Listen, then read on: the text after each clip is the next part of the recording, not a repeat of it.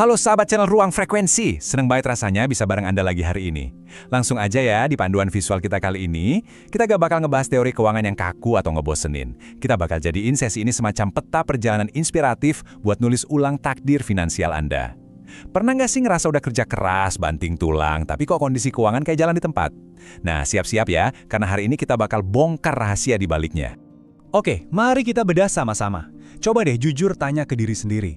Kira-kira seberapa banyak dari masalah keuangan Anda sekarang yang murni masalah matematika atau angka? Dan seberapa banyak yang sebenarnya cuma rasa takut? Jangan-jangan ada beban tak kasat mata dari masa lalu yang terus-terusan Anda pikul.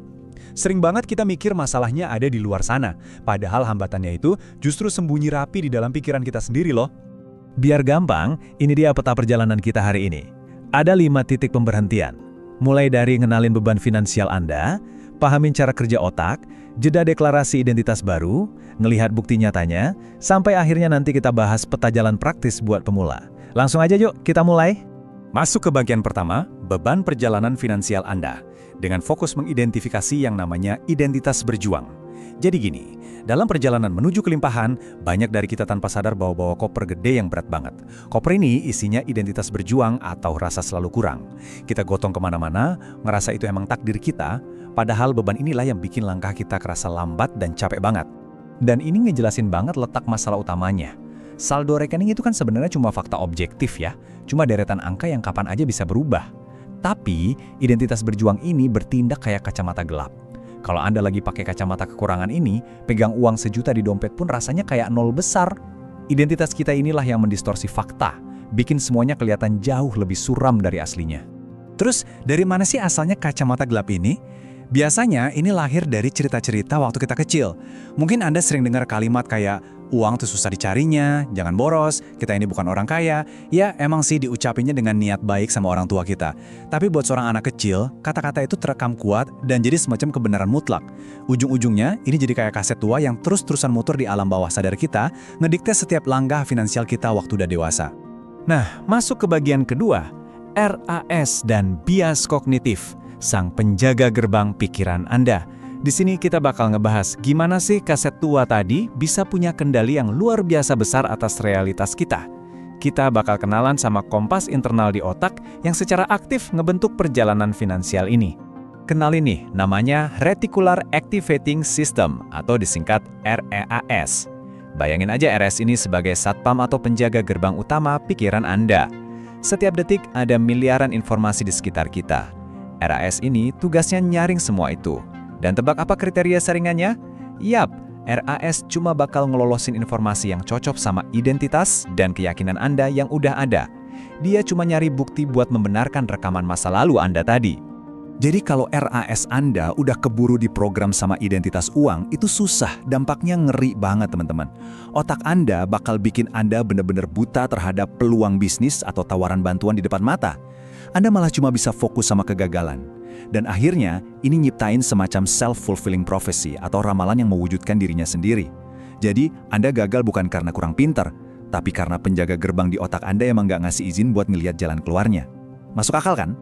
Oke, kita sampai di bagian ketiga, jeda deklarasi identitas baru, momen perubahan Anda.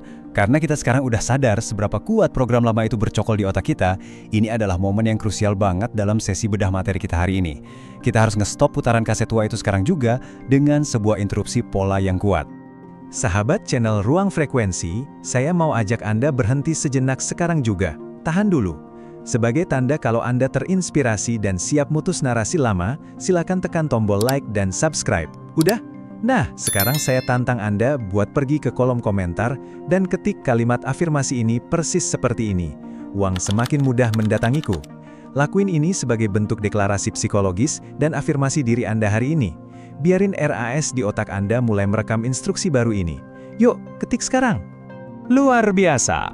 Kalau udah, kita lanjut ke bagian keempat, bukti nyata perubahan identitas dari rasa kekurangan menuju kelimpahan. Setelah kita nanam benih identitas baru tadi, mari kita bedah bareng-bareng catatan perjalanan dari dunia nyata. Kita bakal lihat gimana sih pergeseran identitas ini secara dramatis, ngubah kebiasaan belanja dan arah hidup seseorang. Nah, yang benar-benar menarik di sini adalah ngelihat gimana identitas kita tuh ngatur keputusan yang kelihatannya sepele. Orang dengan identitas berjuang biasanya bakal selalu milih barang paling murah. Contohnya, milih beli sepatu termurah. Karena jauh di lubuk hatinya dia ngerasa nggak layak dapat yang bagus. Beda ceritanya sama identitas berkelimpahan yang berani berinvestasi pada kualitas. Beli barang murahan dengan pola pikir kekurangan itu sebenarnya ibarat pakai ransel yang tipis dan gampang robek. Kelihatannya aja murah di awal, tapi aslinya malah nguras dompet Anda di sepanjang perjalanan. Biar lebih kebayang, kita lihat lini masa dari studi kasus nyata ini. Di bulan pertama, demi dapetin rasa aman yang semu, dia beli sepatu murahan. Terus masuk bulan ketiga, sepatunya jebol total, ujung-ujungnya terpaksa keluar uang lagi buat beli baru. Bayangin, dalam setahun biayanya bisa ngebengkak berkali-kali lipat dibandingin kalau dari awal dia berani beli satu sepatu yang emang berkualitas.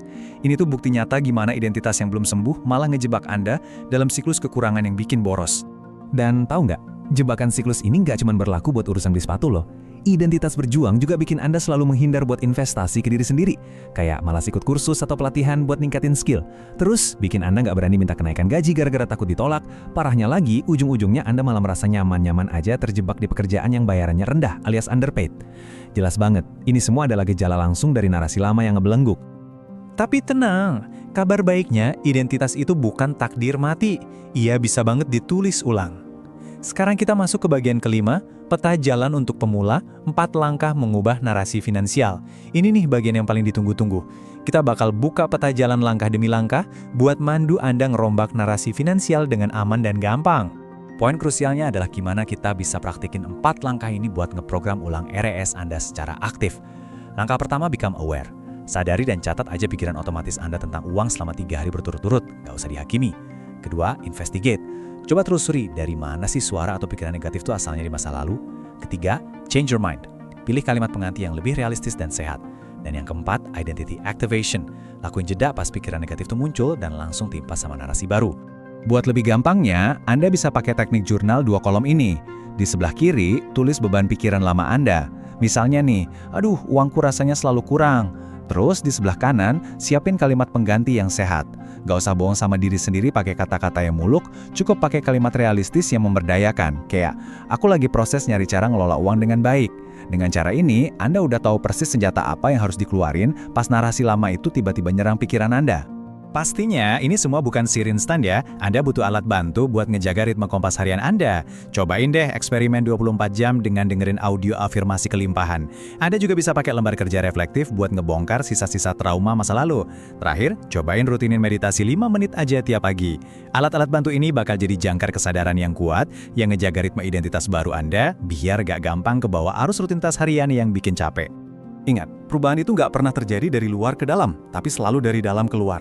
Ketika identitas Anda bergeser, peluang yang dulunya samar pasti bakal kelihatan super jelas. Orang-orang yang bisa bantu jalan Anda juga bakal mulai bermunculan satu persatu. Jadi, sebelum kita selesai, saya punya satu pertanyaan buat Anda. Kalau narasi usang dari masa lalu itu udah bukan lagi penguasa kemudi hidup Anda, cerita kelimpahan baru seperti apa yang bakal Anda mulai tulis hari ini? Renungkan ini baik-baik. Teruslah melangkah, nikmati prosesnya, dan sampai jumpa di panduan inspiratif kita berikutnya.